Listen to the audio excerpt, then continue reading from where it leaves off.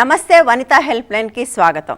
మోసపోవటం అన్నది మనిషి నాగరికత నేర్చినప్పటి నుంచి ఉంది. అందులోనూ ఆడపిల్ల మోసపోవటం అన్నది బహుశా చాలా కాలంగా మనం చూస్తూ ఉన్నది. అయితే ఆడపిల్లలు మోసపోవటం కొత్త కాదు, కానీ మోసం చేయటంలో కొత్త కొత్త పందాలు, కొత్త కొత్త పుంతలు తొక్కటమే ఇవాళ మన ముందున్న వార్త. ఈరోజు మనం మాట్లాడుకోబోతున్నాం ఫేస్బుక్లో పరిచయమే, మ్యాట్రిమోనీలో పరిచయమే, ఫేస్బుక్లో పరిచయం కొనసాగించి పెళ్లి చేసుకుంటానని నమ్మించి వచ్చి పెళ్లి కూడా చేసుకుని 3 రోజుల తర్వాత మాయమైపోయిన ఒక పెళ్లి కొడుకు గురించి, ఆ పెళ్లి కొడుకుని నమ్మి మోసపోయిన ఒక యువతి గురించి మనం మాట్లాడుకోబోతున్నాం. ఆ యువతి పేరు ప్రశాంతి. తను ఈరోజు మనతో పాటు స్టూడియోలో ఉన్నారు. తననే అడిగి ప్రశాంతిని తను మోసపోయిన విధానం ఏంటి అన్నది తెలుసుకుందాం. నమస్తే అమ్మ. ఎట్లా జరిగింది ఇది? ప్రశాంతి, శ్రవణ్ అతని పేరు. అతను ఎక్కడ ఉంటాడు అసలు? తను హైదరాబాద్ ఉంటాడు మేడం. ప్రాపర్ వాళ్ళది హైదరాబాద్ ప్రాపర్, రైట్? అంటే వాళ్ళ పేరెంట్స్ ఇక్కడ ఉంటారు. తను ఐర్లాండ్ లో ఉంటాడు, యూకేలో. ఐర్లాండ్ 6 years నుంచి అక్కడనే ఉంటున్నాడంట. నాకు చెప్పింది అది. అతను సిటిజన్ అని కూడా చెప్తున్నారు. అది ఎంతవరకు వాస్తవం? 6 ఏళ్లలో సిటిజన్షిప్ వచ్చే అవకాశం లేదు ఎక్కడైనా యూరోపియన్ కంట్రీలో. సిటిజన్ అంటాను మేడం. నాకు కూడా తను చెప్పాడు అదేనంట ప్రజెంట్ ఇప్పుడు. Okay, right. సో ఎట్లా పరిచయం అయింది మీకు మీ ఇద్దరికి? మాది ఇద్దరిది పద్మశాలి మ్యాట్రిమోనీలో సేమ్ మ్యాచెస్ చూసుకుంటున్నాం మేడం. ఆ తర్వాత వాళ్ళ అబ్బాయి నన్ను అప్రోచ్ అయ్యిండు డైరెక్ట్గా మా ఫ్యామిలీకి. తను నాతో మాట్లాడాలని చెప్పేసి మాట్లాడిండు. అట్లే కంటిన్యూగా మాట్లాడుతున్నారు. అయితే వాళ్ళు చాలా రిచ్ అన్నట్టు, మేము కొంచెం మిడిల్ క్లాస్ ఫ్యామిలీ. అయితే కట్నం విషయంలో ఇంకా మా మమ్మీ వాళ్ళు చాలా 25 lakhs 30 వరకు డిమాండ్లో ఉన్నారంట. అయితే మాకు తెలిసి సరే వద్దు, మేమిద్దరం ఇలాగే కంటిన్యూస్ ఫోన్లో మాట్లాడుకోవడం, వీడియో కాల్లో చూసుకోవడం, స్కైప్లో ఇట్లా చాటింగ్ లాగా మాట్లాడుకుంటూనే ఉన్నాం ఇప్పటికి 8 months నుంచి. తర్వాత ఒక రోజు తను ఇండియాకి వస్తున్నా, నాకు మా పేరెంట్స్ మ్యాచ్ ఫిక్స్ చేస్తున్నారు, ఇండియాకి వస్తున్నా అన్నాడు. అని అంటే సరే రా చేసుకో అమ్మాయిని అని చెప్పేసి అన్న. తను ఇండియాకి వచ్చిండు మేడం. ఇండియాకి వచ్చినాక ఫస్ట్ నన్ను కలవడానికి వచ్చిండు, కలిసిండు, ఓకే మాట్లాడుకున్నాం. ఆ నెక్స్ట్ డే కూడా మళ్ళీ వరంగల్కి వచ్చిండు నన్ను కలవడానికి. ఆ టైం కూడా మేము కలిసి మాట్లాడుకున్నాం. 3rd day రోజు నేను హైదరాబాద్కి వస్తే అప్పుడు కూడా కలిసాం. 4th day రోజు ఏమన్నాడంటే మనం పెళ్ళి చేసేసుకుందాం అన్నట్టు అన్నాడు. అంటే నేను చేసుకొని ఇప్పుడే నాకు ఇంట్రెస్ట్ లేదు అన్న. అంటే నేను ఒకరోజు మొత్తం కాల్ని అవాయిడ్ చేసిన, మాట్లాడకుండా ఉండడం పెళ్ళి అనే వరకు. అవాయిడ్ చేయడం వల్ల ఏమన్నాడంటే నాకు నువ్వు లేకపోతే నేను ఉండలేను. ఒక 50 times నాకు కాల్ చేసింది ఆ ఒక్కటే.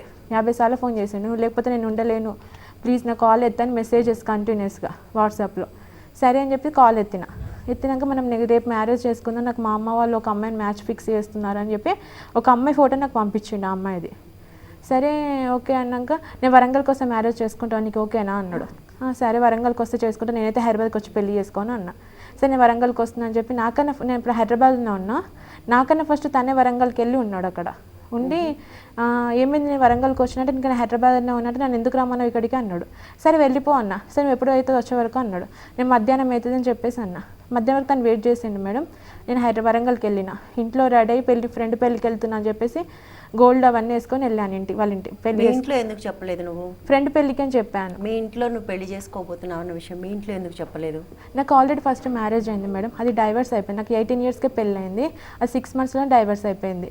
అయితే మా ఇంట్లో ఒప్పుకుంటారు, అతను చెప్పొద్దు అన్నాడు. ఎందుకంటే మా ఇంట్లో నువ్వు సెకండ్ మ్యారేజ్ చెప్తే వాళ్ళు ఒప్పుకోరు కదా, నాకు అవసరం లేదు, మరి నువ్వు చెప్పకుండా రావాలి నువ్వు అన్నాడు. అట్టెట్లో వస్తా, మీ ఫ్రెండ్స్ వస్తున్నారా పెళ్ళికి అని కూడా అడిగాను. అంటే తను మా ఫ్రెండ్స్ ఎవరు రావట్లేదు, నేను ఒక్కనే వస్తున్నా, నీకు నమ్మకం ఉందా లేదా అన్న. నాకు నమ్మకం లేదు అని చెప్పేసి కూడా అన్నా. అని అంటే నేను మదర్ ప్రామిస్ నేను ఇచ్చిపెట్టాను, ఎప్పుడు నేను మంచిగా చూసుకుంటా, నాకు నువ్వు అంటే చాలా ఇష్టం అని చెప్పేసి అన్నాడు. నువ్వు లేకపోతే మాత్రం ఇక్కడ సూసైడ్ చేసుకుంటా వరంగల్లో అన్నాడు. సరే నేను వస్తున్నా ఉండు అన్నా. వెళ్ళిన మేడం, నేను మా ఇంట్లో ఫ్రెండ్ పెళ్ళికి అని చెప్పేసి ఇంట్లో నుంచి రెడీ వెళ్ళిన, శారీకి ఇట్లా కట్టుకొని. మా మమ్మీ వాళ్ళకి కూడా డౌట్ రాలేదు, ఫ్రెండ్ పెళ్ళికి వెళ్తుంది నిజంగానే నమ్మారు. వెళ్ళినాక ఈవినింగ్ మేము 2-3 temples తిరిగినాం. ఎవరు పెళ్లి చేయను అన్నారు, ఎందుకంటే ఇవన్నీ సబ్మిట్ చేయాలి అని అన్నారు. అయితే అయ్యగారికి అమౌంట్ ఇస్తా, ఎక్స్ట్రా చేస్తారా అని అడిగిండు తను.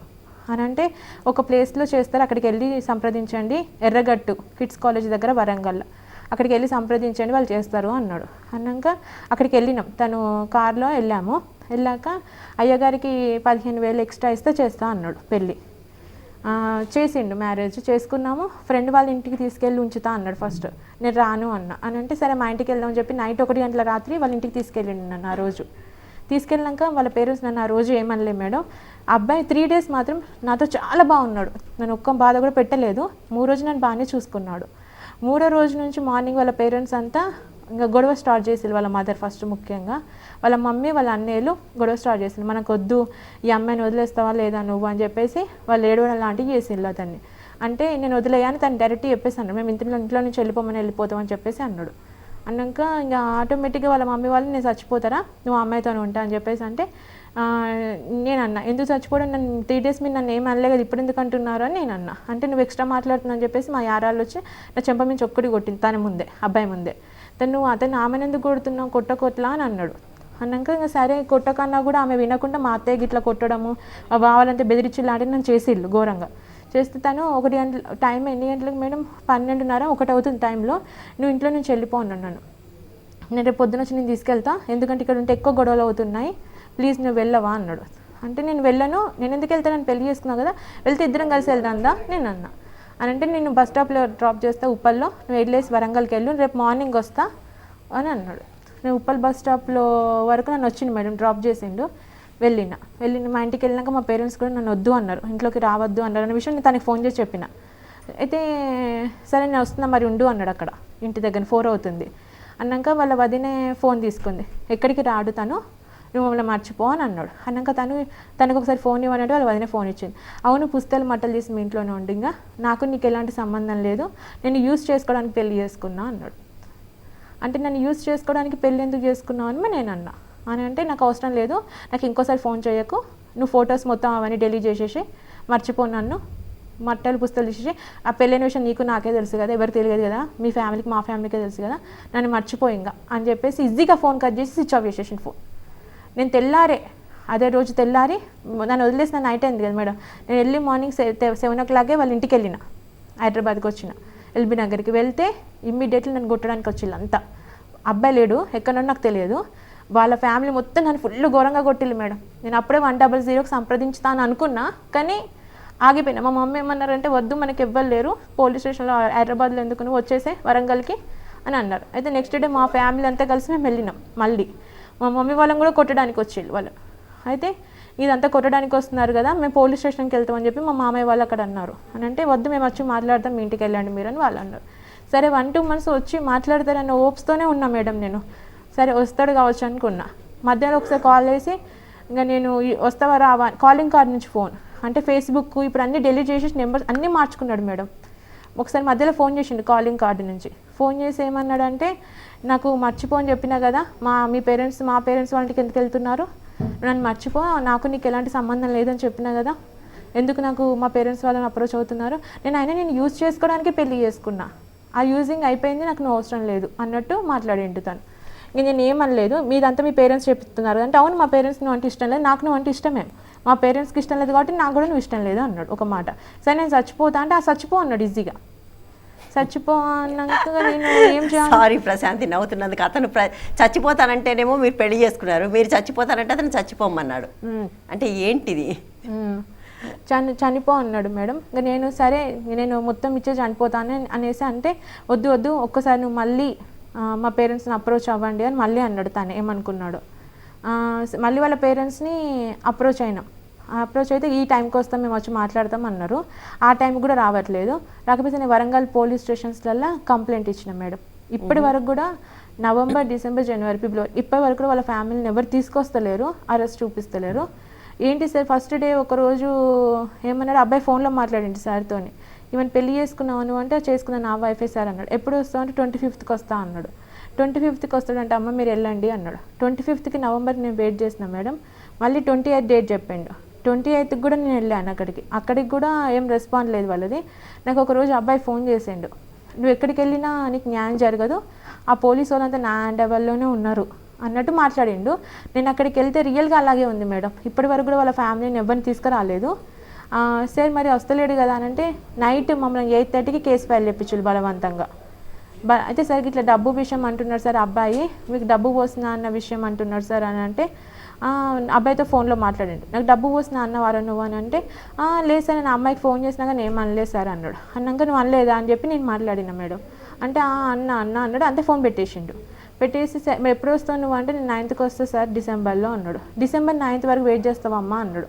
సరే సార్ నేను వెయిట్ చేస్తా అని కూడా అన్నా. 9th వరకు వెయిట్ చేసినాక ఆ రోజు రావట్లేదు, రాకపోతే నా పోలీస్ స్టేషన్కి నువ్వు ఇంకోసారి రావద్దు అని చెప్పి ఏసీపీ సార్ డైరెక్ట్ చెప్పేసాను. ఏంటి సార్ మీ స్టేషన్కి ఎందుకు రావద్దు అని అంటే, నువ్వు అతను రావట్లేదు, నువ్వు ఎఫ్ఐఆర్ ఫైల్ చేస్తావు. ఎఫ్ఐఆర్ ఫైల్ చేస్తేనే అంటే నేను నాకు భర్త కావాలి సార్, నాకు కౌన్సిలింగ్ ఇప్పియండి సార్, నేను మళ్ళీ పోలీస్ స్టేషన్కి ఎందుకు రావద్దు సార్ అని చెప్పి ఇట్లే అన్నా. నువ్వు కేసు ఫైల్ చేస్తే మా స్టేషన్కి రా, లేకపోతే లేదు అన్నాడు. ఆ నైట్ 8:30కి మేము కేసు ఫైల్ చేసాం మేడం. 24 అవర్స్లో అరెస్ట్ చేస్తా వాళ్ళ ఫ్యామిలీని మొత్తం అన్నాడు. నేను కేసు ఫైల్ చేసిన వితిన్ తెల్లారి మళ్ళీ పోలీస్ స్టేషన్కి వెళ్తే వాళ్ళందరికి బెయిల్స్ ఉన్నాయంట అన్నాడు. సరే, అయితే 9 మెంబర్స్ మీద ఉన్నాయి కదా సార్, మిగిలిన 4 మెంబర్స్ మీద బెయిల్ లేవు కదా, వాళ్ళని అరెస్ట్ చేయండి సార్ అని అన్న. నువ్వు వెళ్ళి తీసుకురాబో వాళ్ళ ఇంటికి. నేను వెళ్ళి తీసుకొచ్చాక మీరేంటి సార్ తీసుకొచ్చేది, నేను వెళ్తే కొడుతున్నారు సార్, మీరు వెళ్ళి కానిస్టేబుల్ పంపించండి సార్ అని అంటే, మాకు ఎవరు చెప్పలే. మళ్ళీ ఉమెన్స్ పిఎస్కి వెళ్ళమన్నారు. ఉమెన్స్ పిఎస్కి వెళ్తే కానిస్టేబుల్ పంపిస్తారంటే మాకు ఎవరు సార్ చెప్పలే. మేము అరెస్ట్ చేస్తాం, అమ్మకు అరెస్ట్ చేసి కోర్టుకి పంపిస్తాం అన్నారు. అట్లే ఊరుకున్నాం మేడం. ఒక 10 days తర్వాత మళ్ళీ పోలీస్ స్టేషన్కి వెళ్ళినాం. అరెస్ట్ చేశారు సార్ అని అంటే, వాళ్ళు దొరకట్లేదమ్మా అన్నాడు. సార్ వాళ్ళ ఇంటికి వెళ్ళి చూపిస్తే సార్ వాళ్ళ అక్కే వాళ్ళ అందరి ఇల్లు, మీరు రండి సార్ అని కూడా. ఒక్కసారి Prashanti, I come back to further details. Murthy గారు, అంటే ఇప్పుడు ఇది చాలాసార్లు మనకి ఇలా పెళ్ళిళ్ళు చేసుకుని మోసం చేసి బయటికి వెళ్ళిపోవటం అనేది మనం చూస్తూ ఉంటాం. ఒక్కోసారి అక్కడికి వెళ్ళి పంపించేయటము, లేదా ఇలా పెళ్లి చేసుకుని ఇక్కడ వదిలేసిపోవడం. ఇలాంటి పరిస్థితుల్లో నిజంగానే ఏం చేయగలం అంటే పోలీసులు ఎలాంటి ప్రోయాక్టివ్ స్టెప్స్ తీసుకోవాలి, అసలు తీసుకునే అవకాశం ఏదైనా ఉందా, వాళ్ళని అరెస్ట్ చేయడానికి కానీ ఏం చేయడానికి అవకాశం ఉంటుంది? ముందుగా అయితే ఏదైతే వైలెన్స్ ఇప్పుడు అనిపిస్తుంది ఏంటంటే అత్తగారి వైపు నుంచి కూడా కొంచెం ఉన్నట్టుంది. ఫస్ట్ ఒక 498 కేసు ఎట్లాగైతే ఇమీడియట్ రిలీజ్ ఫైల్ చేసుకోవాలి. చేసుకున్న తర్వాత ఒక డీవీసీ కూడా ఫైల్ చేస్తే అది చాలా హెల్ప్ఫుల్ అవుతుంది. ఎందుకంటే ఈ డీవీసీ ఫైల్ చేసినప్పుడు ఛార్జ్షీట్ అవన్నీ ఫైల్ అవుతాయి. అవి ఫైల్ అయినప్పుడు కౌన్సిలింగ్ చేసిన తర్వాత అయితే కదా, ఇవి అయినప్పుడు ఈ పోలీసుల కేసు వెళ్తుంది. కేసు వెళ్ళినప్పుడు వాళ్ళకి ఒక ఇంటర్పోల్ డివిజన్ ఉంటుంది. ప్రతి హైదరాబాద్ కమిషనరేట్లో కూడా ఒక ఇంటర్పోల్ డివిజన్.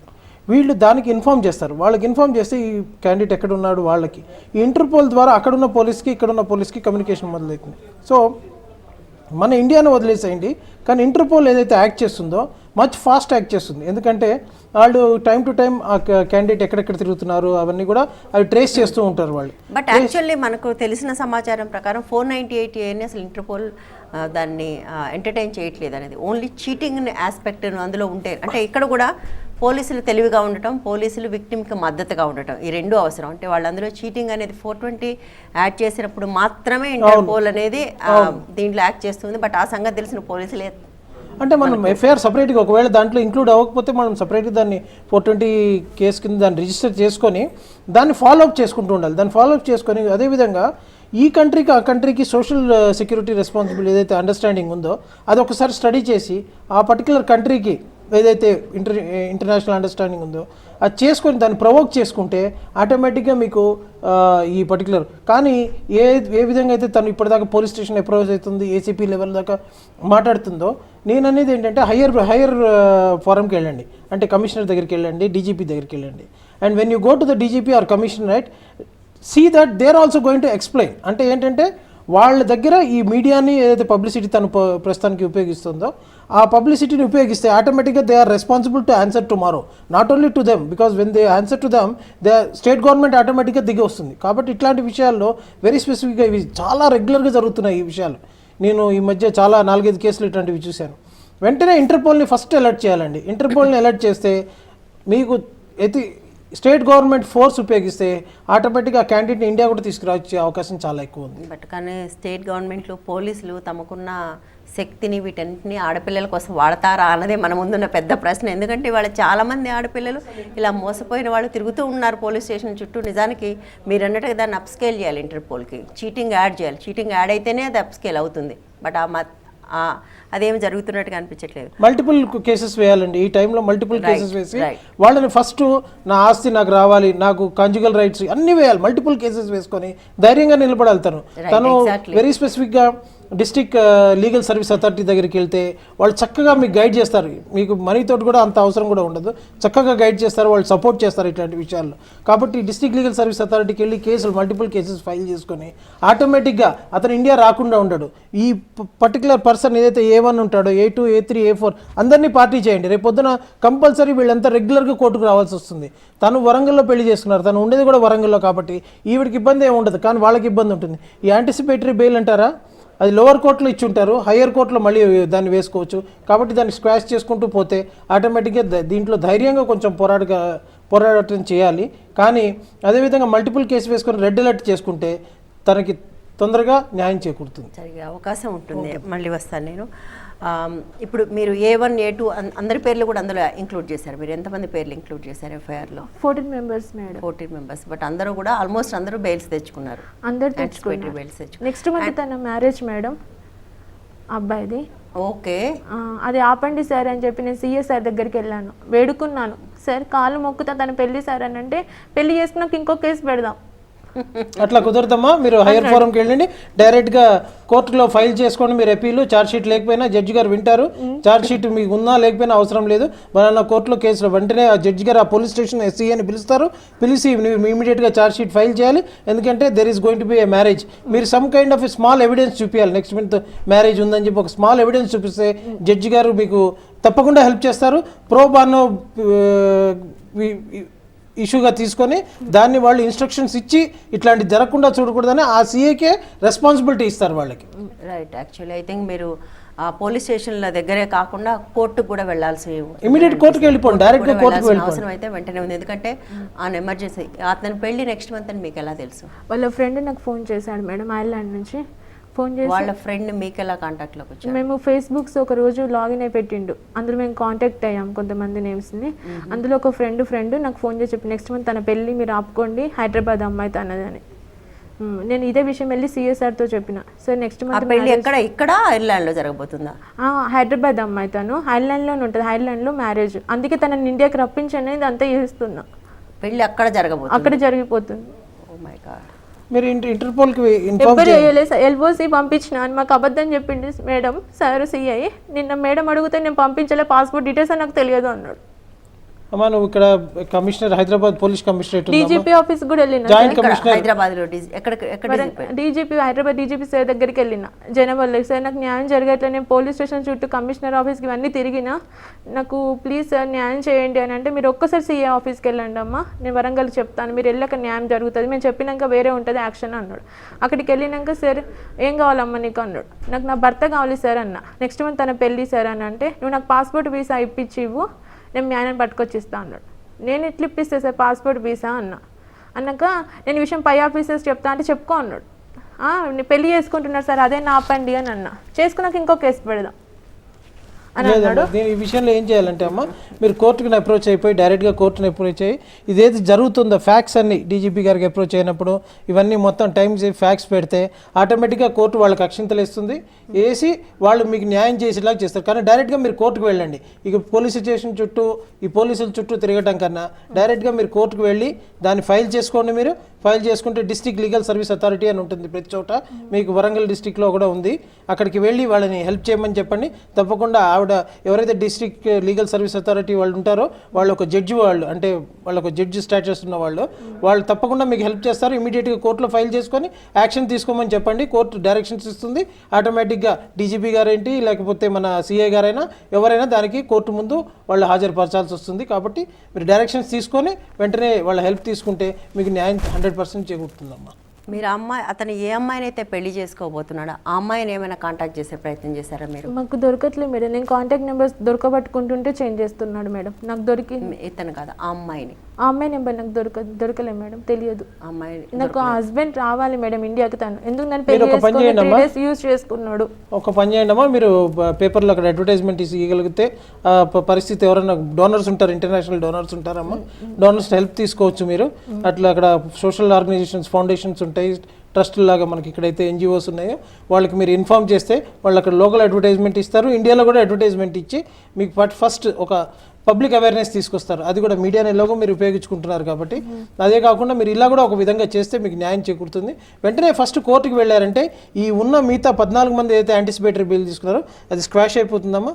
అయిపోయి వీళ్ళని రేపొద్దున ఆన్సరబుల్ చేస్తారు వీళ్ళు.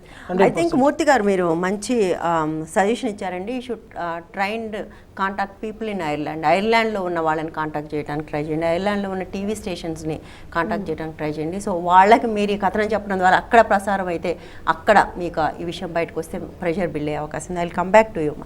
నెహ్రూ గారు, మీరు ఈ కథ అంతా విన్న తర్వాత ఏమనిపిస్తుంది అంటే ఫేస్బుక్లో చాటింగ్ వచ్చిన తర్వాత 3 రోజుల్లో పెళ్లి చేసుకోకపోతే చచ్చిపోతానంటే ఈ అమ్మాయి పెళ్లి చేసుకోవటం, ఆ స్థాయిలో ఎమోషనల్ బ్లాక్మెయిలింగ్కి పాల్పడి పెళ్లి చేసుకుని 3 రోజుల తర్వాత వదిలేసిపోవటం, ఇది ఎట్లా అర్థం చేసుకోవాలి మొత్తం కథనాన్ని? అంటే వీళ్ళు పరిచయాలు పెరిగినప్పుడు ఇద్దరు మాట్లాడుకునే దాంట్లో ఒక దూరదృష్టి ఉండాలండి. అసలు మనం ఈ పరిచయం ఎందుకు పెంచుకుంటున్నాము, ఈ పరిచయం నుంచి ఏం ఆశిస్తున్నాం, అంటే ఇది పెళ్లికనే మొదలైంది. అంటే వీళ్ళు మొదలైనప్పటి నుంచి వీళ్ళు ఏమేమి మాట్లాడుకున్నారన్నది, వీళ్ళ కుటుంబ సభ్యుల గురించి ఏమేమి తెలియజేశారన్నది, ప్లస్ ఈ విషయాన్ని కుటుంబీకులకి ఎంతమందికి తెలియజేశారు, ఇది చాలా ముఖ్యం. ఇద్దరికిద్దరు తెలియకుండానే ఎవరికీ తెలియజేయకుండా వీళ్ళిద్దరి మధ్యనే సంభాషణ సాగింది. ఇటు వీళ్ళ అమ్మా నాన్నలు కానీ వాళ్ళ అమ్మా నాన్నలకు తెలియకుండా ఇద్దరు ఏకాంతంగా వెళ్ళారు. ఇన్ఫ్యాక్ట్ వీళ్ళిద్దరూ కూడా ఒక బాధ్యతాపరంగా దూరదృష్టిని కలిగి ఉండి రేపు అన్న రోజు ఏమైనా వస్తే నాకు ఎవరు ఉంటారన్న కోణంలో, ఇప్పుడు ఎవరో అబ్బాయి ఫ్రెండ్ తెలియజేశాడు అన్నారు, డెఫినెట్లీ ఆ ఫ్రెండ్ని ఉపయోగించుకోవచ్చు. ఎంతవరకు ఉపయోగించుకోవచ్చు, మళ్ళీ అగైన్ రిలేషన్ మ్యాటర్స్. మళ్ళీ ఆ అబ్బాయి అక్కడ ఉన్నప్పుడు ఆ ఫ్రెండ్ అతనికి సహాయపడతాడా, ఈ అమ్మాయికి అందా ఆలోచించాలి. అయితే ఈ రిలేషన్స్ కోరుకునే వ్యక్తులు మాత్రం ప్రత్యేకంగా వేరు అసలు ఈ రిలేషన్లో నేను ఏం ఆశిస్తున్నానో క్లారిటీ ఉండాలండి. Is it I want a life partner or is it I just want a protector, అంటే నాకు జీవితంలో ఈ మనిషి నుంచి ఏం ఆశిస్తున్నాను అన్నది ఇద్దరికీ తెలిసినప్పుడు ఇట్లాంటి విషయాలు జరగడానికి అవకాశం ఉండవు. లేకపోతే ఆ అబ్బాయి నేను చచ్చిపోతాను బ్లాక్మెయిల్ చేయడం కానీ, లేదా ఇప్పుడు ఈమె గురించి ఈమె అనడం కానీ, ఎవరి జీవితం వాళ్ళు బతకాలి. బతకడానికి భగవంతుడు పూర్తిగా స్వేచ్ఛ ఇచ్చాడు. అయితే ఈ స్వేచ్ఛని ఎదుటి వాళ్ళ హక్కులుగా వాడుకొని వీళ్ళ బలహీనతలు మాత్రం క్యాష్ చేసుకోకూడదు. అంటే తనకు జరిగిన తత్వాన్ని లేదా తనకు జరుగుతున్న బాధని, తన భావోద్రేకాన్ని, ఇప్పుడు ఆ అమ్మాయి రాత్రి రావడమని, 1 గంటకి వెళ్ళడమని, పొద్దున్న మళ్ళీ రావడం, ఈ ట్రిప్పింగ్ అంతా చూసినట్లయితే it's a well planned Vega they did it. In fact వీళ్ళ మొత్తం చదువు, వీళ్ళ విజ్ఞానాన్ని వీళ్ళిద్దరూ వీళ్ళలోనే వీళ్ళు చేసుకున్నారే తప్ప సమాజంలో ఏ ఒక్క వ్యక్తికి తెలియజేయనివ్వలేదు. బట్ ఎందుకమ్మా అంటే నాకు ఇప్పటికీ అర్థం కాని విషయం, మీరు ఆల్రెడీ జీవితంలో ఒకసారి దెబ్బతిని ఉన్నారు. దెబ్బతిని ఉండి కూడా ఇంట్లో చెప్పకుండా ఇటువంటి అంత పెద్ద నిర్ణయం ఎలా తీసుకున్నారు మీరు? పైగా వాళ్ళ ఇంట్లో చెప్తే ఇష్టపడరేమో అతను అన్నప్పుడు మీరు ఎందుకు అలాంటి ఒకదానికి ఎందుకు ముందుకు వెళ్ళారంటే, I know it is post mortem, మీరు మోసపోయారు, బట్ కానీ అంటే చాలా మంది ఆ తత్వంలో ఉన్నప్పుడు వాళ్ళకి అది అర్థం కాదండి. వాళ్ళు ఏమనుకుంటారంటే, సర్వసాధారణంగా రిలేషన్స్లో ఎంటర్ అయ్యే వాళ్ళు ఎప్పుడే అనుకుంటారంటే, ఈ దొరికిన వ్యక్తి లాంటి మంచి వ్యక్తి ఇంకోటి దొరకడేమో. This is what they call first impression. జీవితం చాలా ఉంది, మళ్ళీ వస్తారని తత్వంకి రారు. ఈ దొరికిన వ్యక్తి కంటే మంచి వ్యక్తి ఇంకా నాకు దొరకడు అని అక్కడ వాళ్ళు డిసైడ్ అయిపోతారు. డిసైడ్ అయిపోయాక ఇంకా ఆ ఫ్రేమ్లోంచే జీవితాన్ని చూడడం ప్రారంభిస్తారు. ఎప్పుడైతే ఆ జీవితంలోంచి ఫ్రేమ్ చూడడం ప్రారంభించారో వాళ్ళ లిమిటేషన్ ఆ స్క్వేర్ మధ్యనే రన్ అవుతుంది. సో అతను చెప్పిందే వేదం, అతను చెప్తున్న మాటలే నచ్చుతాయి, అతను ఏం చేయమంటే అంటే చివరికి ఒక విధంగా పూర్తి హిప్నటైజ్ సిస్టంలో ఒకళ్ళనొకళ్ళు వశపరుచుకుంటారు. అంటే వీళ్ళ మాటలు గంటల తరబడి కానీ, వీళ్ళు చేసే చర్యలు కానీ, వీళ్ళ ఆలోచనలు కానీ ఒకళ్ళనొకళ్ళు పూర్తిగా రెండో వాళ్ళని ఆధీనంలోకి తీసుకోవాలన్న తత్వం కొనసాగుతుంది. ఎప్పుడైతే రెండో వాళ్ళు పూర్తి గ్రిప్లోకి వచ్చారో అప్పుడు ఇటువంటి చర్యలు జరగడం. బట్ మీరే చెప్పారండి మీకు ఇద్దరికి సంబంధించి చాలా తేడాలు ఉన్నాయని. బట్ మీకు ఈ రిలేషన్షిప్ ఒక లాంగ్ టర్మ్ రిలేషన్షిప్ అవుతుందనే నమ్మకం ఎలా కలిగింది మీకు? తను చాలా నమ్మించాడు మేడం. నేను ఫోన్ ఎత్తకపోతేనే తను చాలా ఫీల్ అయ్యాడు. నన్ను మాట్లాడినన్ని రోజులు తను కరెక్ట్గా మాట్లాడిండు. నాకు ఐర్లాండ్లో కూడా తన ఆఫీస్ ఇవన్నీ చూపించిండు, స్కైప్లో బాగానే మాట్లాడిండు. తను ఓకే మా ఇంట్లో కూడా మ్యాచెస్ ఫిక్స్ చేస్తున్నారు వేరే అమ్మాయిని కూడా, ఆ అమ్మాయి పెళ్లి చూపులకు వెళ్తుంటే కూడా నాకు ఫోటో పంపించాడు వెళ్తున్నా అని. నేను దాన్ని కూడా అన్నా, నాకు వద్దు అని అంటే కూడా నాకు ఇట్లా చేస్తున్నారు మ్యాచ్ ఫిక్స్, నాకు ఇష్టం లేదు, నేను చావమన్నా చేస్తా, నువ్వు మాత్రం కావాలి అన్నట్టు నన్ను నమ్మించి మోసం చేసిండు అంతే. నేను వేరే విధంగా ఆలోచించలేదు మోసం చేస్తామని. నేను ఆల్రెడీ లైఫ్లో స్పాయిల్ అయినాను కూడా చెప్పిన, నేను ఈసారి మంచిగా చూసుకుంటా, నువ్వు అలా లైఫ్ స్పాయిల్ అయినందుకు నాకు ఆనెస్ట్గా చెప్పినావు కదా, అది బాగా నచ్చింది నాకు. మళ్ళీ ఓకే నేను బాగానే చూసుకుంటే ఎప్పుడు ఏమన్నాను అన్న మాట ఇచ్చిండు తను నన్ను. ఆ మాట ప్రకారం వాళ్ళ ఇంటికి కూడా తీసుకెళ్ళిండు మేడం. వాళ్ళ ఇంటికి తీసుకెళ్తే మ్యారేజ్ అయినాక అన్నాడు, ఎక్కడికి కూడా తీసుకెళ్ళను అన్నాడు. నాకు ఇంకా నమ్మకం కలిగింది. 3 days నన్ను ఒక్క మాట కూడా తను ఏమీ అనలేదు. వాళ్ళ పేరెంట్స్ 4th day వాళ్ళ పేరెంట్స్ ఏం చేస్తారు? వాళ్ళు ఇక్కడ వాళ్ళ మదర్ ఉంటారు మేడం, తన హౌస్ వైఫ్. వాళ్ళంతా 5 brothers 2 sisters, అంతా ఒకే ఇంట్లో ఉంటారు. 5 members బ్రదర్స్ ఇంట్లో ఉంటారు. వాళ్ళంతా ఒకే జాయింట్ ఫ్యామిలీ మేడం. వాళ్ళ సిస్టర్స్ వేరే కాడ ఉంటారు. మ్యారేజ్ అయిందని తెలిసిన వెంటనే వాళ్ళ బ్రదర్స్ అందరిని పిలిపించుకున్నారు వాళ్ళ మమ్మీ వాళ్ళ నాన్న అప్పుడు ఉండి. వాళ్ళ నాన్న మొన్న చనిపోతే వాళ్ళ నాన్న దానికి వచ్చాడు తను. అప్పుడు కేసు ఉంది అయినా అప్పుడు కూడా అరెస్ట్ చేయలేదు. అప్పటికి ఇంక LOC పెట్టినామని చెప్పేసి మాకు ఇట్లే చెప్తున్నారు పోలీస్ స్టేషన్కి వెళ్తుంటే. నిన్న తెలిసింది మేడం, పెట్టలేదు ఇప్పటి వరకు కూడా.